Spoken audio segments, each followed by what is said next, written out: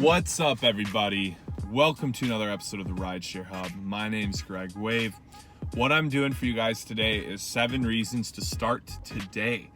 I really wanted to do this video because I meet so many people that are just like constantly on the fence, and especially in Uber. I talk to people all day that are like always telling me, oh yeah, I thought about it for a season but didn't do it, and then I'll ask them why, and it's always like kind of a BS reason as to why they didn't.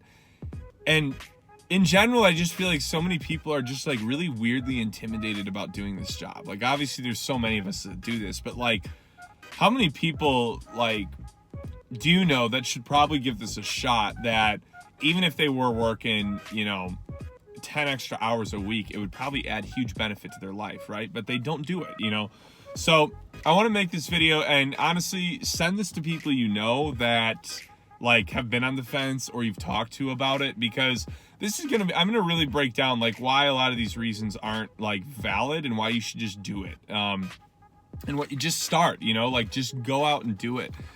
Like, the only reason you shouldn't do this is if, you've got something on your driving record that doesn't allow you to do it. And I have a few friends that are like that from, just being dumb kids in high school or whatever, got a DUI or something. And so obviously reasons like that, you're just not going to be able to until it's expunged from your record. But if you're fully able to do Uber and Lyft, like, you should just pick a weekend and take 5 to 10 hours on a Saturday and just drive 5 to 10 hours. See how much money you make, see how you enjoy it, because I just feel like so many people overthink this so much. So the number one reason I think you should is to boost your income. And this sounds like a really dumb reason, but like in today's day and age, I mean, especially if you talk to people around my age in their 20s to 30s, I mean, I would be more than willing to bet that 95% of them, if not more, would say that they live paycheck to paycheck. I mean, I'm still nearly living paycheck to paycheck, and I actually feel like I'm doing really well right now, with my business and with some of the other things I do, to clarify, not just from Uber. But like, even it's still tough. I'm comfortable, but it's still tough. And a lot of the reason why I'm more comfortable is because I still Uber. I make enough money with my business to pay all my bills and do everything, but there's always these extra things. People that want to go grab dinner, I usually forget about paying my gym membership or like Netflix. So we always remember our major bills, car payment, insurance, rent, health insurance, but it's like a lot of those other smaller payments that then add up to our bills and we don't even realize it, right? So making an extra $100 a week, you can't tell me that wouldn't add crazy value to so many people's lives. So many people's lives. What does that look like? 5 to 6 hours a week. Most people have Saturday off. You're telling me before you go out and do whatever you want to do, you're telling me you can't wake up at, let's say, sleep in, you wake up at 10, and we'll just say that you work until 4 or 5, which is 11, 12, 1, 2, 3, 4, 5, 7 hours. Like, you're going to make at least $120 if you're a decent driver. But even if you're a bad driver, you're going to make $100 probably. So you're telling me if you did that just one day a week, you're telling me $400 a month for giving up 5 hours on your day off isn't worth it. 5-6 hours on your day off isn't worth it. I think almost anybody would answer that and say, no, that's 100% worth it. I could totally use $400 a month. That's a car payment. That's a car payment and a utility bill. That's a car payment and insurance. Or, there's so many things that is like useful money for, and so like, you don't have to sign up to drive Uber and Lyft to do a minimum of 20-30 hours a week. Like, you can only do 5 hours a week. You can only do an hour a week. There is no pressure, no requirement, no one you're living up to. Do it how you want, but try, like, give it a shot, if anything. So the next reason I would say is bills. And I guess that kind of falls in line with what I just said, but like, whether it's bills or additional spending money, I for a while was in a really comfortable financial state, and everything I Ubered for, I would like I would go Uber for 6 hours on Saturday, and then I would go out and I would spend the money I made on drinks, And that was a really awesome way of doing Uber and Lyft for me. because, then I didn't feel like I was spending the money I made throughout the week, so that could even be a reason. Bills could be a reason. Even just making an extra $80 a month to pay your power bill. Like, there's so many things you can do with this because it's so flexible and will work around your schedule. So just figure out what works for you. Maybe it's not even that. Maybe because you've got kids or whatever it is that, like, you have to wait until, you and your partner or whoever put them to sleep, and then you only go out and you work for an hour. But if you did that 4 days a week, you work for 1 hour, $80 to $100 a week. You see what I'm saying? Like, there is so much power in this. You just got to give it a chance. The next reason I would say is if you're an entrepreneur of any type, this is my favorite reason to drive for Uber and Lyft. And for the most part, the only reason I personally still do. I run an online ad agency. I basically just do advertisements for small businesses, and I get all my clients out of Uber and Lyft. I don't cold call. I don't cold email. I don't do networking events. I get all my clients out of here. Now, for me, I only need to get 1 to 2 clients a month because it's a higher ticket price thing. So I'm not needing to get 5 people a day or anything like that. I only need to get 2 people a month. And I always get those 2 people. And my business has slowly been building bigger and bigger and bigger because of that.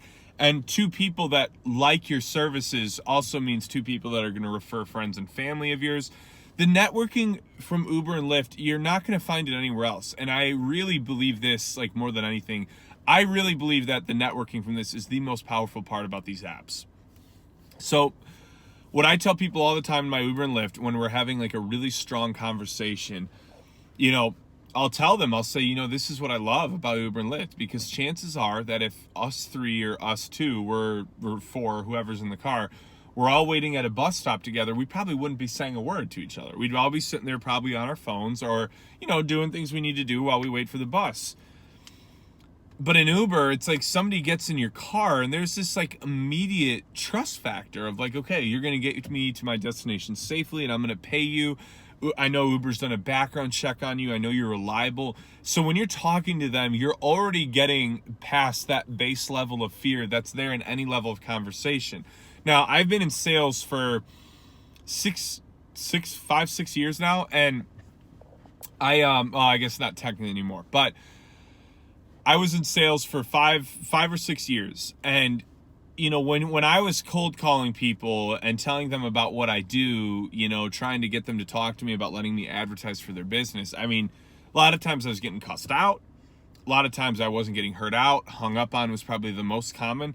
And it would take me 1,000 phone calls to book one client on average.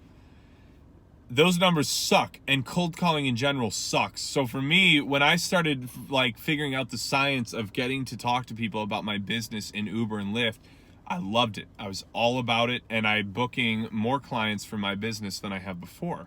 So no matter like what you do, if you're in any level of entrepreneurial stuff, if you're in any level of like commission only sales where you do it on your own, and you got to bring in sales for the company, you run your own business, maybe you do a YouTube channel too, maybe you do vlogging or whatever, it's like the easiest way to go tell people about what you do.